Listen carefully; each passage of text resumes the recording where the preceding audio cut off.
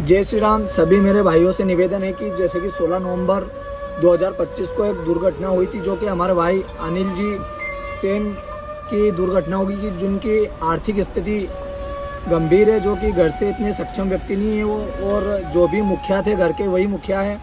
जो कि मैं एक स्कैन डाल रहा हूँ ऊपर, मेरे फोटो के ऊपर, मेरे वीडियो के ऊपर एक स्कैन डाल रहा हूँ। जितनी आपसे हो सके मदद उतनी आप मदद, जैसे कि घर के मुखिया वही है। आपको भी पता है कि विशेष जो भी घर के करने वाले हैं, मुखिया के ऊपर कुछ चोट वोट आ जाती है तो उसका घर की जिम्मेदारी कौन संभालेगा।